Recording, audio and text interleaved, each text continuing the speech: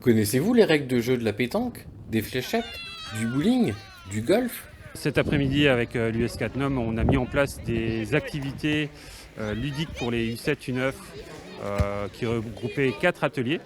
Donc un atelier foot pétanque, donc comme la pétanque mais avec un ballon de foot.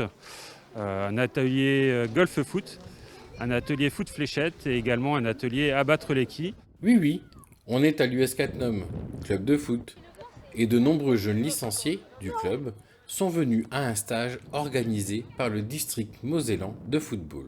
L'objectif de la séance était de montrer des ateliers au club et de montrer ces ateliers qui permettent la distanciation en cette période Covid où on ne peut pas encore pratiquer de matchs lors des séances d'entraînement.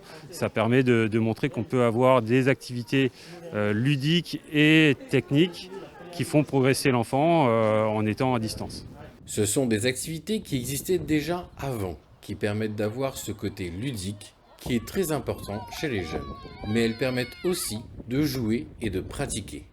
Ces ateliers ont simplement été mis en avant par la situation, et ce, grâce à de nombreux bénévoles impliqués. On a eu l'aide aujourd'hui de dirigeants du club, d'éducateurs du club, mais également de services civiques qui sont dans d'autres clubs du district et qui sont venus nous donner la main aujourd'hui. Ces éducateurs et services civiques étaient briefés avant la séance sur les règles et ont pu transmettre les règles aux enfants sur l'après-midi. Chaque éducateur avait un groupe de 6 à 8 enfants et permettait de tourner sur les différents ateliers avec un effectif réduit. L'objectif du district avec son équipe technique est d'accompagner les clubs, les aider à surmonter cette période difficile. Malgré de nombreux contacts, rien ne vaut une présence physique pour accompagner les éducateurs qui sont sur le terrain lors d'un stage organisé pour les enfants.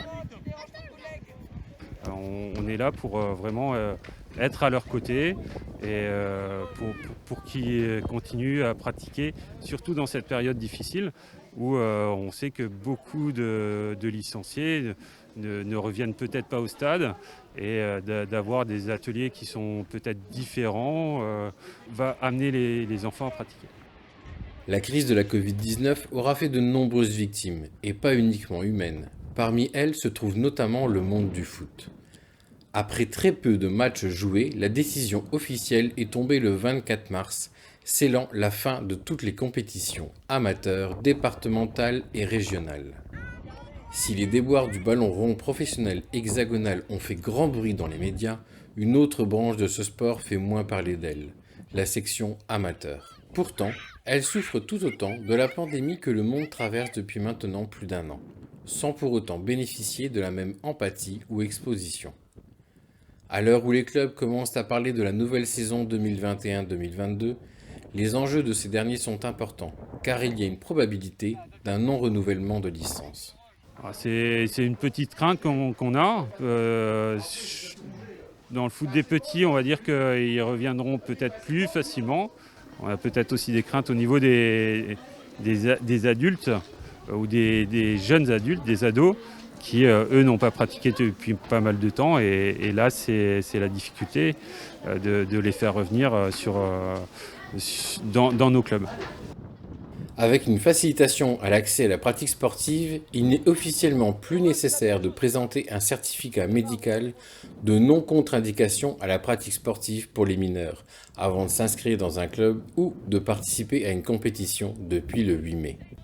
Cette mesure doit permettre d'encourager une reprise massive du sport pour tous les Français et tout particulièrement les plus jeunes.